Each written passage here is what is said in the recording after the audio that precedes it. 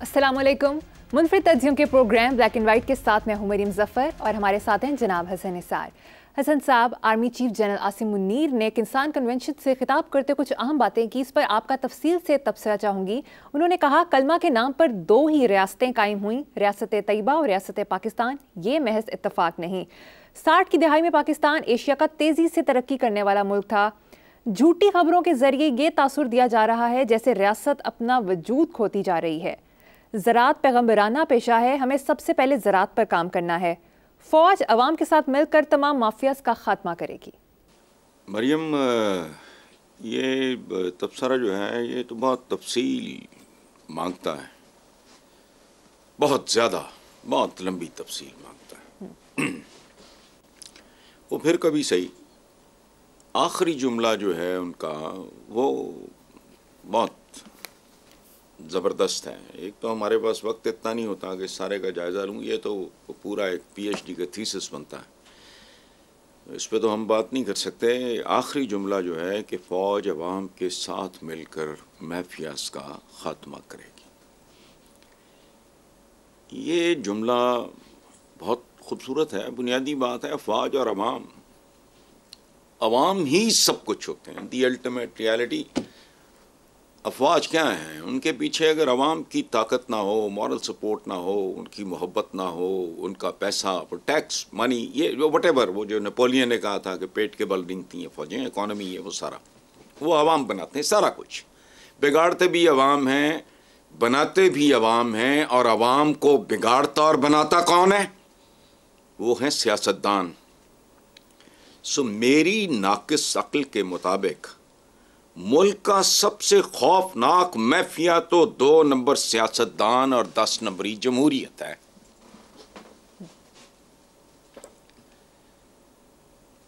कोई आलम फाजल, हम तो नीम खानदा से लोग हैं, कोई आलम फाजल आए बैठ के मेरे साथ गुफ्तगू कर ले इस बात में, ये सब कुछ किया धरा। देखो बात सुनो, हमें आउट ऑफ बॉक्स थिंकिंग का, हमारे यहाँ थर्ड डायमेंशन का रिवाज ही नहीं है।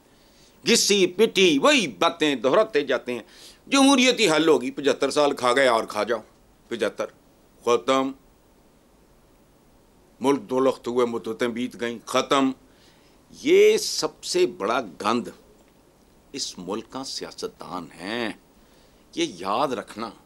ये बातें बहुत होती हैं, जमहूरियत जमहूरियत, ये अगर अपनी हदूद में रहें, इनकी दयानत पे कोई उंगली ना उठा सके, इनकी मेहनत पे लोग रश करें और इन्हें देख के इंस्पायर हों, लूट मार ये ना करें, क्रिएटिव थिंकिंग इनके पास हो। मुझे बताएं कौन सा इदारा सबसे बड़ा सियासतदान क्या कहता है? हमें वो टिक्के काम, अच्छा मुदाखलत होती, क्यों होती है? वो घर में अच्छा मुलाजिम हो ना, अच्छा मुलाजिम, उसके नखरे उठाता है बंदा। तुम किसी काबिल हो, ये कांटों का हार किसी ने अपने गले में डालना है। इस मुल्क का इक़्तिदार तो अब जिल्लत के सिवा रहा ही कुछ नहीं गया। अच्छा, सबसे खौफनाक माफिया है 2 नंबर सियासतदान और 10 नंबरी जमहूरियत। ये जो उन्होंने बात की है ना कि फौज और अवाम, बिल्कुल ठीक हो गया। तमाम माफियाज का नंबर 1 माफिया इस मुल्क का, कोई मयार ही नहीं यार। अच्छा, वेस्ट में अगर नहीं तो वेस्ट की दुनिया और है भाई, वो तो ट्रैफिक की भी धज्जियां नहीं उड़ाते, वो कदम कदम पे हराम भी नहीं खाते, वो मिलावट भी नहीं करते, उनकी नकाली कर रहे हैं। अच्छा, 2 नंबर सियासतदान, 10 नंबरी जमहूरियत। अब पूछो वो कैसे? अगर मैं करप्ट हूं तो इनकी वजह से। ये रोल मॉडल्स हैं।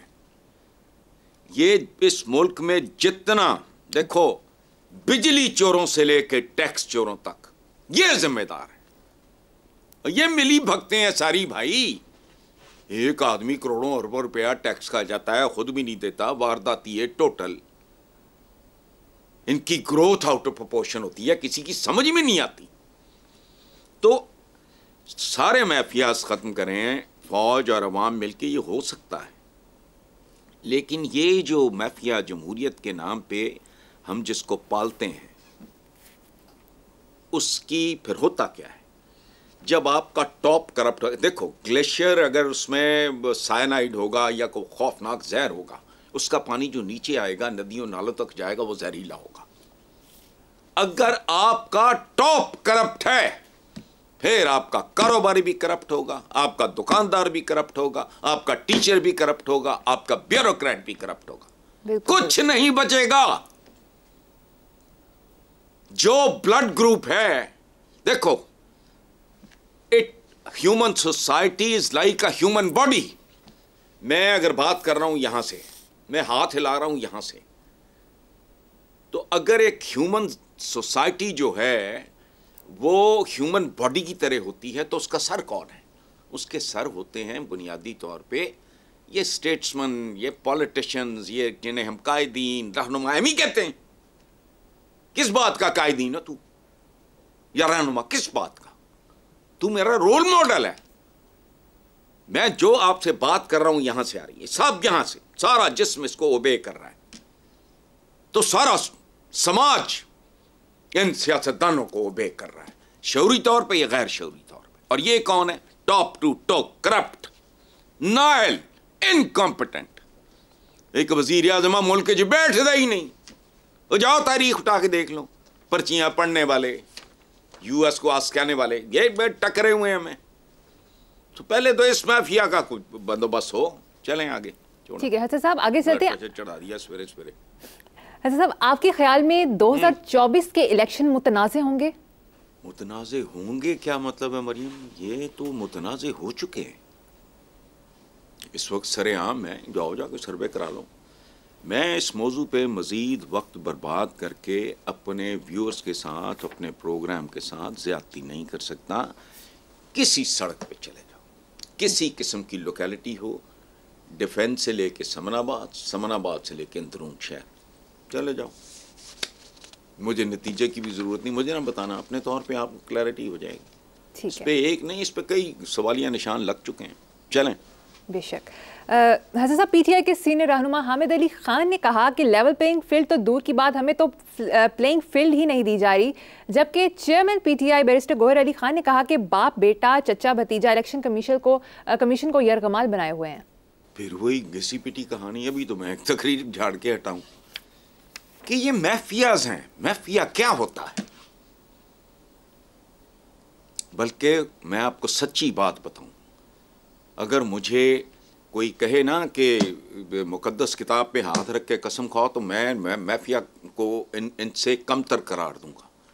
माफियाज लजपाल होता है, याद रखना। उसकी नज़र होती है अपने लोगों, जो भी उसका कोई सिलसिला होता है उसमें वो बहुत मुनसिफाना रवैया होता है। उनकी देखभाल करते हैं, उन्हें लावारिस नहीं छोड़ते। अब किधर जावेद हाशमी तक्के खा रहा है, किधर इजाजुल हक तक्के खा रहा है। कोई शर्म हया ना, कोई शय जो एक इंसान में हम खसूसियात भले अपने अंदर हो ना हो देखना चाहते हैं, उनमें से कोई इनके नज़दीक से भी नहीं गुजरी होती। अब आप कह रहे हैं कि ये चाचा भतीजा होर की है। मैं जब नून लीग की तस्वीर देखता हूँ तो मेरा दिल करता है, मैं पता नहीं, भरा बैठे ने दोनों, औलादा बैठी ने दोनों दियाँ, समधी बैठा हुआ। छोड़ो लेवल प्लेइंग फील्ड, इसी में लड़ो जो लड़ना है। तो अगली खबर पे चलते हैं हसन साहब। इस्लामाबाद इंतजामिया ने शौकत खानम अस्पताल कराची के फंड रेजिंग इवेंट के लिए एनओसी मंसूख कर दिया। इवेंट इस्लामाबाद के मकामी होटल में होना था। सदर अलवी ने कहा है कि शौकत खानम अस्पताल के लिए फंड रेजिंग की इजाज़त मिलनी चाहिए। आप इस बारे में क्या कहेंगे? मैंने क्या कहना है, जो कहेंगी मरीजों की बद्दुआएं कहेंगी। और इस्लामाबाद को तो मैं प्यार से कूफा कहता हूँ। जब भुट्टो को फांसी हुई तो नसरीन अंजुम भट्टी एक शायरा थी पंजाबी की, शी वॉज अ क्रिश्चियन। वो रेडियो पाकिस्तान लाहौर पे प्रोड्यूसर थी। उन्होंने एक नोहा लिखा था, उसकी लाइन याद आ गई मुझे, इस्लामाबाद के कूफे से मैं सिंध मदीने आई हूँ। ये उसकी पंजाबी की नज़्म है। वो किताब उसकी ढूंढो, मिल जाएगी तुम्हें। इस्लामाबाद कूफे की तरह, ये चंद दिन पहले जरदारी साहब ने भी कुछ और लफ्ज़ों में यही बात की है। ये कूफे की तरह है, ये इनके दिल नहीं अवाम के लिए धड़कते। मौजें करते हैं, वसाइल की चीर फाड़ करते हैं, मौज लगी हुई है इनकी, वो ठीक है। 29 वर्षों से शौकत खानम, कोई स्कैंडल, कोई कुछ नहीं। और यकीन करो, मैं कभी कभी सोचता हूँ कि शौकत खानम को कल अगर नेशनलाइज कर दिया जाए, ये डंगर खाना, कबाड़ खाना 2 साल के अंदर अंदर हुकूमत पाकिस्तान जिसे कहते हैं, या इंतजामिया, या जो भी कह लो, सीसा पिलाई दीवार पे लिख दो, पाकिस्तान की इंतजामिया के जेर इंतजाम वगैरह, शीशे की दीवार गोबर की दीवार की तरह ढह जाएगी। शीशे की दीवार, उस पर लिख दो हुकूमत पाकिस्तान के ये जेर निगरानी है। अब तो शौकत खान है, चल रहा है, जब तक चले वो ठीक है। अब तक का रिकॉर्ड उनका देख लो, उनके साथ इनको पंगे लेने की ज़रूरत क्या है भाई? एनओसी देना है, नहीं देना, वरना दो, कुछ भी ना करो, चलो। सही। वो कैंसर के मरीज हैं, अगर किसी की दुआ लग गई इस मुल्क को और इनको बददुआ लग गई उसकी, तो शायद कोई बेहतरी है, अदरवाइज नहीं। चलो, बिल्कुल ठीक। Moving on to next. Hasan साहब, लाहौर के एक मारूफ और महंगे प्राइवेट हॉस्पिटल में एक अफसोसनाक वाकया पेश आया, जिसमें पुलिस के एक आला अफसर के चंद बंदों ने तोड़फोड़ की और सहाफ़ियों से बदसलूकी की। निगरान वज़ीर आला ने डीआईजी को ओएसडी बना दिया। अच्छा, ओएसडी बना दिया तो फिर कौन सी वो तोप चल गई? यानी ये बदतमीजी की इंतहा है। हमारे यहाँ देखो, बात सुनो, हम कहते हैं फलाना फिरौन है। चूँकि अनपढ़ होना हमारी खसूसियात में सर फहरिस्त है, लोगों को ये नहीं पता कि फ़िरौन बहुत बहुत अच्छे भी थे। फ़िरौनों की तो एक फैमिली है ना, उसमें इतने इतने अवाम से मोहब्बत करने वाले अवाम दोस्त फ़िरौन भी थे। ये बहुत बड़ी गलत फहमी है।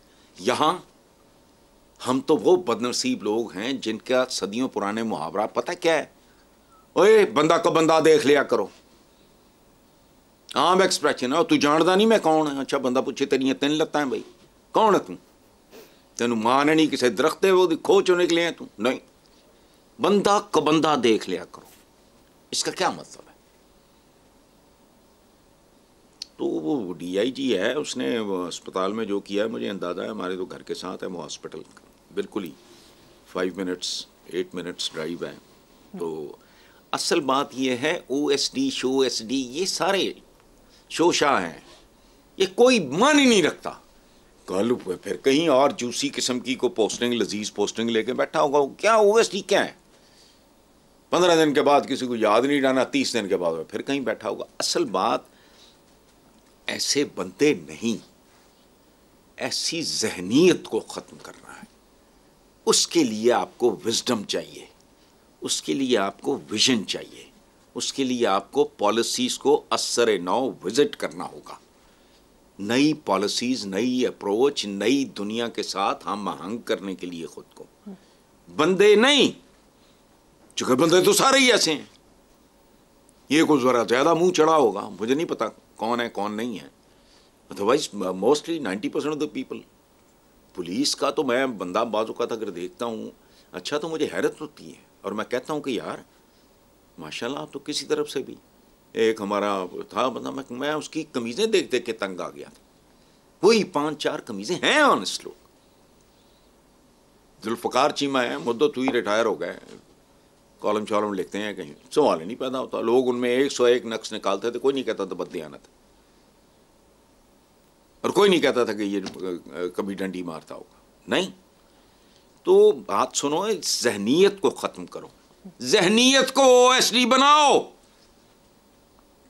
वरना ये जो है ना ओएसडी बना दिया, फलाना कर दिया, बिल्कुल ऐसे ही है कि आप गधे को घास की बजाय पिज्जा रख के दे दें कि ला सोने एकूबे बीफ खा, तो आप तो खोते का भी बेड़ा गर्क करेंगे, आपका नतीजा भी आपको कुछ नहीं मिलेगा। तो एम ही छोड़ो, पिज्जा मत खिलाओ खोतों को, उनको घास खिलाओ। बहुत खूब। मेंटालिटी चेंज करो।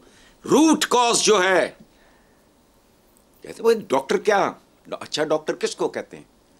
उसको कहते हैं जो तशखीस करे सही। इस मुल्क की तशखीस ही ठीक नहीं हो रही, हर काम शॉर्टकट, और शॉर्टकट लंबे पेंडों पे डाल देते हैं जिंदगी में, याद रखना, जलील होते हैं लोग बिलाखिर। शॉर्टकट कोई शय नहीं। चलें। बिल्कुल। अच्छा साहब, नेक्स्ट टॉपिक की तरफ आते हैं। पंजाब हुकूमत ने स्मॉग की असल वजूहात जानने के लिए आलमी माहिरीन से मदद लेने का फैसला किया है। निगरान वज़ीर आला मोहसिन नकवी ने कहा कि मुस्तनद तहकीक और तफसीलात से स्मॉग से निपटने के लिए जामे इक़दाम किए जा सकते हैं। सुनी सुनाई बातों और कयास सराइयों से स्मॉग पर काबू नहीं पाया जा सकता। बड़ी खूबसूरत बात है। यहाँ छुछुरों की तरह काम करने वाले लोग हैं कि बाजार बंद कर दो, गाड़ियाँ बंद कर दो, स्कूल बंद कर दो, पट्टे बंद कर दो, फलाना बंद कर दो, सड़कें वो क्या कहते हैं फसलें जलाना बंद कर दो। ये ठीक है, लेकिन ये छुछुरों वाले काम है। अब उसने एक साइंटिफिक अप्रोच के साथ इससे निपटने का फैसला किया है, तो उसको दाद देनी चाहिए कि सही मानों में तशखीस की तरफ पहला कदम। अभी यही बात कर रहे थे ना हम, ज़िंदगी में प्रॉब्लम ये होता है कि जब तक आप मसले को समझते ही नहीं, या मैंने कल बात की है, मुझे एक दो लोगों ने कहा, मैंने कहा तुम चपड़कन आती है, तुम्हारी समझ में नहीं आएगी क्या। जब मैंने जो ट्रैफिक की बात की, याद रखना ट्रैफिक पे एक मुकम्मल कमांड और कंट्रोल हो अगर, उसका नतीजा क्या होगा। आप बगैर लाइसेंस की नहीं, जिम्मेदारी एक्सपायर होने से पहले पहले रिन्यूअल, गाड़ी धुआं तो नहीं दे रही, ओए ये पैकेज है। एक और CCPO लाहौर रहा है, उमर पता नहीं क्या नाम था, डाइट वो था थोड़ा एबनॉर्मली, तो उसको मैंने कहा यार ये तुम लोग क्या करते हो, तुम्हें नहीं पता ये तरबियत गाह है, सड़कें नहीं है, ये भी स्कूलों की एक किस्म है, ये सड़क अदारा है पूरा। मुझे कहता है जी लो असी किसी जज की गड्डी फड़ ली, फिर ये औकात है तुम्हारी, जज तो आप भी बैठा हो, उसको तो ज्यादा पनिश करो। लेकिन यहां औकात क्या है, तुम्हारे चीफ जस्टिस ये कहते रहे ऑन रिकॉर्ड, ये छपी हुई बातें कर रहा हूं, टीवी पे होने वाली बातें कर रहा हूं, वो कहते थे मोटरवे पे रूल्स रिलैक्स कर दो, चीफ जस्टिस साहब आ रहे हैं या जा रहे हैं, एने तो एने बेटे कौन, ये औकात है हमारी अंदर से। आज़ादी अजूदी है, हमें टोपी ऊपर चढ़ा दी है, आज़ादी आज़ादी रूह में होती है और आज़ादी के अंदर पाबंदियां होती हैं, ये मादर पिदर आज़ादी नहीं होती। लॉ अबाइडिंग होना यहां तौहीन समझी जाती, यानी लॉ अबाइडिंग होना इन अ कंट्री लाइक पाकिस्तान, ये तो बिल्कुल ही कोई लावारस है जी, जड़ा इन्ना डरदा कानून शिक नहीं। तो छोड़ो चले। हसन साहब आगे चलते हैं। एक सीनियर सहाफ़ी ने अपने व्लॉग में कहा कि हमारे दोस्त ने कायदे आज़म को शहीद करार दिया। उन्होंने आपको दोस्त तो कहा लेकिन आपका नाम नहीं लिया, क्या कहेंगे इस पे? और ये मुझे और लोगों ने भी बताया, ये हारून ने कहा है, ये देखो पहली बात तो ये है कि जाहिर है नाम लिए बगैर, क्योंकि पुराने ज़माने में औरतें शौहरों के नाम लेने से शर्माया करती थी, तो वो कहती थी मुन्ने के अब्बा, नाम नहीं लेना, मुन्ने के अब्बा। अच्छा, तो ज़ाहिर है इस मुल्क में I am the first one, ना किसी किताब में है ना कभी किसी ने कहा है, और मुझे भी कोई इल्हाम नहीं हुआ, सोचता रहा मैं कि कायदे आज़म मोहम्मद अली जिन्नाह जानलेवा मर्ज के बावजूद बाहर क्यों नहीं गया, वो बंदा क्यों नहीं गया बाहर, उसके पास दौलत की कमी नहीं थी, था बाहर पड़ा हुआ, ये सारा दोस्त साहब आप भी 4 जानने वाले 40 जानने वाले बाहर होंगे, क्यों नहीं। फिर मैंने ख्याल, ओहो, मैंने कहा इससे खबर लीक हो सकती है, ये तो बिस्तरे मर्ग पे है, पाकिस्तान का किस्सा और साल आगे कर दो, 1.5 साल इतना ही लगा ना, तो केड़ा पाकिस्तान, ये लल्लू पंजू पाकिस्तान बना दे फिर। तो मेरा अपना ये जिसे कहते हैं ना ब्रेन स्टॉर्मिंग, गौर फिक्र, बंदा सोचता है, एक इंतहाई मुतमब्बल आदमी, कायदे आज़म बहुत वेरी रिच मैन, सारा कुछ बांट बूंट भी गए, वो इस तरह का रिच था, यह कमाल है। अच्छा, वो भाई बंदा सोचता है कि यार इस बंदे का क्या प्रॉब्लम था, अभी 6 महीने के लिए बाद ट्राई तो कर सकता था ना, वैसे तो हमसे जितना आज आगे है उतना ही उस वक्त नहीं। उस बंदे ने मौत को तरजीह दी कि जिस काम के लिए मैंने जिद्दोजहद किया है इसको मंतकी अंजाम तक लेके जाऊं। छोड़ो, खैर कोई बात नहीं है, तो दोस्त थी वो। अच्छा चलो, खैर आगे चलो। हसन साहब प्रोग्राम में शामिल करेंगे, एक ब्रेक, हमारे साथ रहिएगा। Welcome back. हसन साहब, एक हैरत अंगेज खबर है। गाड़ियां बनाने वाली फैक्ट्री में टेस्ला रोबोट ने इंजीनियर पर हमला कर दिया। रोबोट ने इंजीनियर को जमीन पर गिराकर अपने नुकीले पंजे इंजीनियर की कमर और बाजू में घोंपे। बरतानी मीडिया के मुताबिक ये वाकया 2021 में पेश आया, मगर रिपोर्ट अब किया गया, यानी तकरीबन 2 साल से ज्यादा अरसे के बाद। देखो, ये इंजीनियर का जख्मी होना अपने रोबोट के हाथों, ये मरियम मैंने भी पढ़ा है और मैं सोचता हूँ आपने ये बात मेरा ख्याल है दुरुस्त नहीं की कि 2 साल तक उसे छुपाना नहीं चाहिए था। नहीं, छुपाना चाहिए था। उन्होंने छुपाया नहीं है, उन्होंने इसके मनफी और मस्बत असरात पे गौर किया होगा कि इससे बनी नौ इंसान में, पढ़े लिखे जो मुल्कों में पैनिक तो नहीं फैलेगा, इसके ख़िलाफ़ कोई कैंपेन तो नहीं शुरू हो जाएगी, इसको आवाम को एतमाद में लेना चाहिए, नहीं लेना चाहिए। प्लसेस माने वो हमारी तरह डंगर नहीं है। डंगर क्या होता है? Immediate reaction. दौलती झाड़ दी गधे ने, सींग मार दिया भैंस ने। ये उन्होंने सोचा कि भाई इसको छुपाना, कुर्रा अर्ज पे रहने वाले इंसानों के लिए इसको फिलहाल छुपाना बेहतर है या बताना बेहतर है, और अगर बताना बेहतर है तो इसको और 2-3 साल आगे ले जाएं। मुझे नहीं पता, ये मेरी कॉमन सेंस कहती है, because they are thinking nations. हम बांझ लोग हैं, बांझ कहते ना, फलां औरत बांझ है, उसकी औलाद नहीं हो सकती। हम बांझ लोग हैं, हमें कोई नई बात, नया ख्याल, नया आइडिया सूझता ही नहीं, कोई हमारी तरबियत में नहीं। तो मेरा ज़ाती ख्याल है कि उन्होंने कुछ छुपाने वाली बात नहीं की। उन्होंने छुपाने वाली बात कौन सी थी सिवाय इन पॉसिबिलिटीज़ के? अच्छा, और मैं ये एक अरसे से सोच रहा हूँ कि अगर इस खेल में कोई आइंस्टाइन, न्यूटन, मतलब बहुत ही एक्सेप्शनली ब्रिलियंट आदमी पैदा हो गया और पूरी दुनिया को गुलाम बुला लें, ऐसी तैसी तुम्हारी, सारे तुम्हारे ये झंडे तराने तरुने सब फर्क। और मैं कभी कभी सोचता हूँ कि शायद अल्लाह पाक ने इंसान को आहिस्ता आहिस्ता इस लेवल पे पहुँचाया है ताकि वो यहाँ पहुँचे। क्यों? चूँकि जब रोबोट्स हुकूमत करेंगे इस प्लैनेट पे, दिस प्लैनेट कॉल्ड अर्थ या कुर्रा अर्ज, और ये होना है, और ये मुस्तकबिल बईद की नहीं, मुस्तकबिल करीब की बात है, और 200 साल 300 साल वह कुछ भी नहीं। मेरा ख्याल है कि रोबोट्स अगर इंसानों पे हुकूमत करें तो पहली बार मुनसिफाना हुकूमत होगी। क्यों? रोबोट ने ना जट होना, ना बट होना है, ना गुजर होना है, ना राई होना है। रोबोट की ना कोई बेटी होगी कि मरियम को वज़ीर आज़म बनाना है, ना बेटा होगा कि बिलावल को ही बनाना है। बाकी सारियाँ मावा एवं कचरा ही पैदा कर दी हैं। ये 2 तोहफे असी जमे ने असी हैं, फजल मालूम।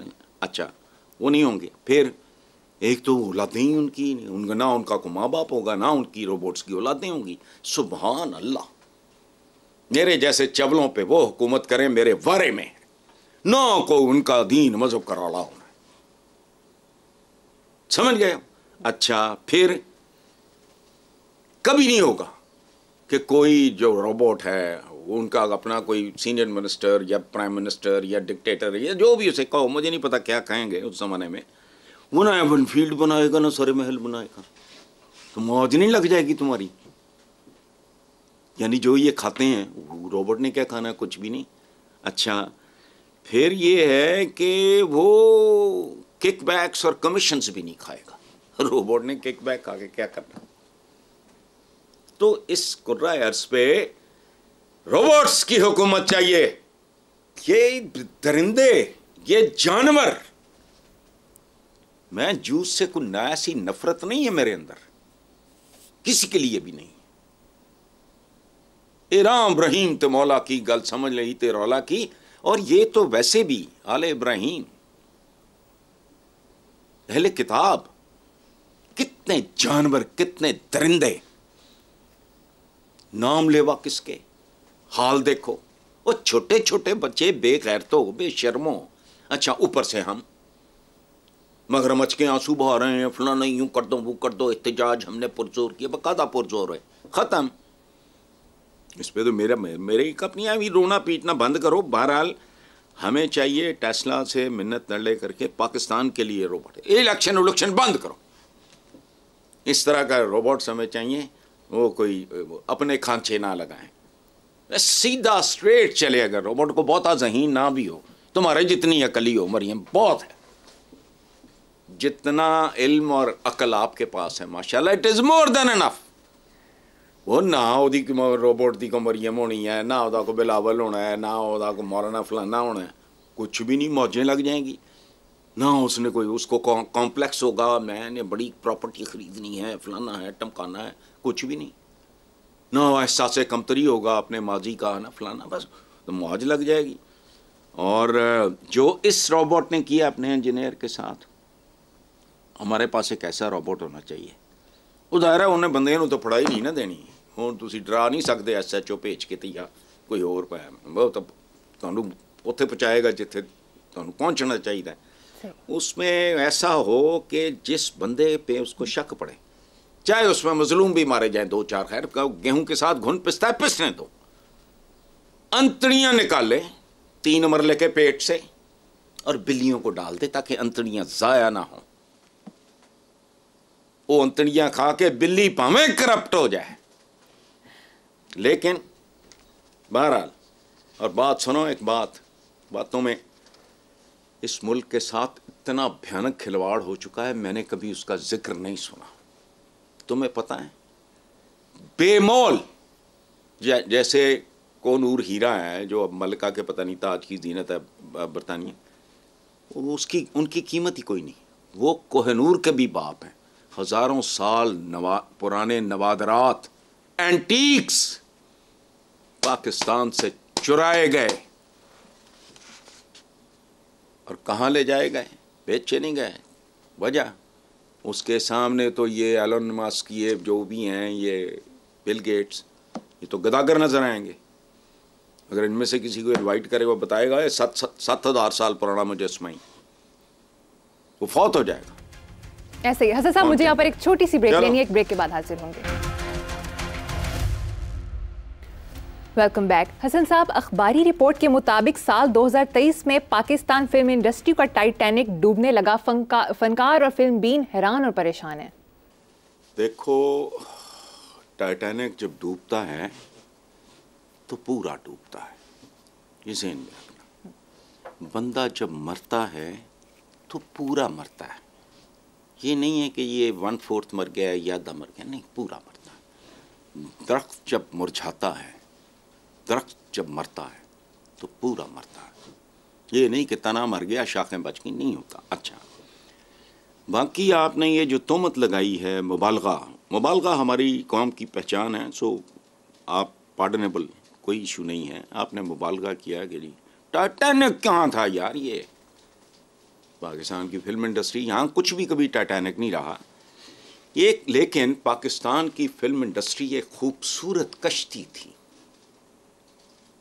छोटी सी खूबसूरत नाव कागज़ की, बहुत खूबसूरत। कभी यहाँ संतोष साहब थे, दर्पण साहब थे, सुधीर साहब थे, फिर असलम परवेज़, फिर मोहम्मद अली, वहीद मुराद, तसव्वुर करो, शाहिद, सबिया थी, मसरत नज़ीर थी, शमीम आरा थी, नई सुल्ताना। क्या परफॉर्मर, गज़ब के परफॉर्मर्स, क्या खूबसूरत। और याद रखना, एक उनका नाम यार पता नहीं क्या, ईरानी थे वो, फरीदों ईरानी बहुत बड़े कैमरामैन थे। उनका वे बैक मैंने एक इंटरव्यू सुना, उन्होंने कहा कि मैं पूरी दुनिया के सिनेमा से वाकिफ़ हूँ, हिंदुस्तान के वो टॉप के कैमरामैन या उन्होंने कहा पूरी दुनिया में पाकिस्तान के संतोष कुमार का चेहरा वो वाहिद चेहरा है जिसको एक्सपोज करने के लिए कैमरा जहां चाहो रख दो वो खूबसूरत नजर आएगा। वरना खूबसूरत तरीन आदमी के चेहरे के भी कुछ एंगल बहुत अच्छे होते हैं, कुछ कम अच्छे होते हैं, कुछ बुरे होते हैं, वगैरह वगैरह।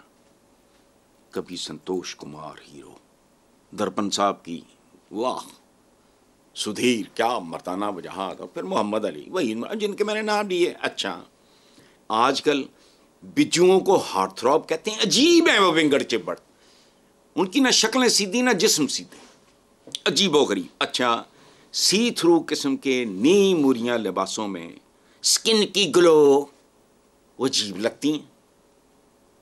या मैं मतलब 200-300 साल पुराना बूढ़ा हूँ, मेरी समझ में नहीं आता तो मैं माफ़ी चाहता हूँ। मतलब मेरा obviously I am nothing against anybody, but ये ना अच्छा हर जगह ज़वाल की आखिरी इंतहा सुन लो, ये सहाफ़त में भी आया। ऐसे करो, 2-4 पढ़े लिखे वाकई जिनको थोड़ी शुद्ध बुद्ध हो, पढ़े लिखे का मतलब वो फिलोसोफर नहीं है, आपके प्राइवेट टीवी चैनल्स के टिकर्स इमला गलत होती है बेशुमार लफ्ज़ों की, कुड़ता हूं मैं। और आजकल एमए जर्नलिज्म या एमए मैस कम्युनिकेशन से कम तो भर्ती नहीं करते चैनल्स। कौन है ये? ना मालिकान को पता, ना उनके मैनेजर्स को पता, ना उनकी अथॉरिटीज़ को तमीज़ की ये क्या बकवास। अच्छा, और आपके 80% एंकर्स के 80% कह रहा हूं उनका तलफ़्फ़ुज़ ठीक नहीं है, गलत है। लॉयर को लायर, वो अजीब सही लोग हैं। माल रोड ते हाल रोड ते पता नहीं क्या। फौज अवाम नहीं कहा जाता, अवाम कहती है, वे आम आदमी कहती है, कभी सुना है? जब वो जमा तो फिर वो कह वो मुन्नस हो जाते हैं। अच्छा, गौर से सुनना, मुल्क को मुल्क, कत्ल को कत्ल। ये जो टाइटैनिक आपने बना दिया है फिल्म इंडस्ट्री को, नहीं, टाइटैनिक जब भी डूबे, जहां भी डूबे, पूरा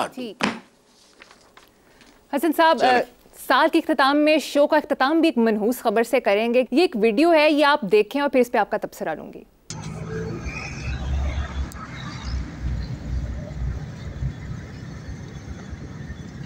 ये देखो भाई, ये काम हो रहा है यहाँ। ये देखो, ये पुल के साथ जो ये डंडे लगे हुए हैं लोहे के, ये सब निकाल के ले आ रहे हैं भाई। ये हो रहा है काम भाई, कोई देखने वाला नहीं है। चलो, जगह बता जगह। ये हसन इसगार का पुल है, हसन इसगार का पुल, ईसा नगरी के सामने।